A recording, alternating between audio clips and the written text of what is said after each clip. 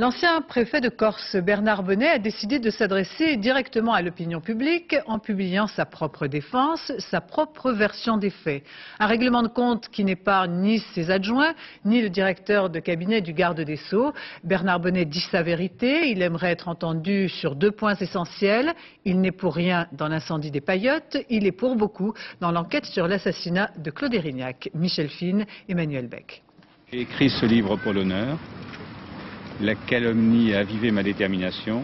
Ce sont les premières phrases du livre du préfet Bonnet. Ce livre n'est pas un plaidoyer, il est une explication. L'ancien préfet de Corse revient sur son action pendant 15 mois sur l'île de Beauté. Il raconte comment un informateur anonyme est venu lui livrer les noms des assassins du préfet Érignac. C'est quelqu'un qui était favorable à la politique d'assainissement qui était conduite et qui s'est livré progressivement. Je dois dire que c'est sans doute les minutes les plus intenses de ma carrière professionnelle, que celles au cours desquelles il a livré en septembre et octobre successivement à la fois le nom des principaux assassins présumés de Claude Érignac, les mobiles et également les circonstances. Faute de coordination entre les services, les assassins du préfet Érignac ne seront arrêtés que 8 mois plus tard. Quant au tueur présumé, Yvan Colonna, il est toujours en fuite. La question est, comment ont-on pu le laisser échapper? Vous pensez qu'il y a pu y avoir des ordres pour attendre? Il y a peut-être eu des maladresses, je ne sais pas. Autre dossier, l'incendie de la Paillote chez Francis. Le préfet Bonnet y consacre à peine plus d'un chapitre de son livre. Aujourd'hui en Corse, on se demande qui a bien pu donner l'ordre d'incendier la Paillote chez Francis. La réponse est très simple. C'est pas d'incendier, de détruire la Paillote. L'ordre a été donné le 4 mai 1995 par le tribunal administratif de Bastia. Et d'incendier la Paillote? J'ai le même degré d'information que les conseillers de Matignon lorsque je les ai rencontrés le 27 avril 1999. Est-ce que vous avez donné l'ordre?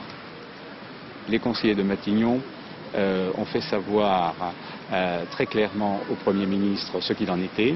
J'ai fait très clairement savoir aux magistrats ce qu'il en était. Alors pour répondre d'un mot, je n'ai pas donné l'ordre, pour une raison d'ailleurs extrêmement simple, c'est que ce problème de Paillote était réglé. Comment vous comprenez qu'à la fois votre ancien directeur de cabinet et le colonel commandant la Légion de Corse fassent des dépositions aussi sévères contre vous en vous accusant d'être le donneur d'ordre? Oui. Non, je crois qu'il faut, si vous voulez, d'abord je ne le comprends pas vraiment, sur le bien fondé. En revanche, ce que je comprends parfaitement, c'est la situation psychologique dans laquelle ils se trouvent. C'est-à-dire, à un moment donné, ils sont convaincus d'avoir mis le feu à 4 planches. Donc à ce moment-là, qu'est-ce qui reste? Après l'incendie d'Aria Marina. Qu'est-ce qui reste? Il reste à trouver une porte de sortie. Qui peut être la porte de sortie naturelle? Évidemment, le préfet. Aujourd'hui, Bernard Bonnet veut être jugé à Paris et non en Corse, où il a toujours eu, avec les magistrats, de très mauvaises relations. Vous avez des comptes à régler avec la justice? Pas du tout. Avec la justice, non. Avec des justiciers, peut-être. Vous parlez de qui quand vous dites justicier? Vous parlez du procureur général, du procureur de la République d'Ajaccio? Non, je ne personnifie pas. J'appelle justicier les magistrats qui instruisent non pas au nom du peuple français, ou qui jugent, non pas au nom du peuple français, mais au nom de leurs souvenirs et de leur rancœur.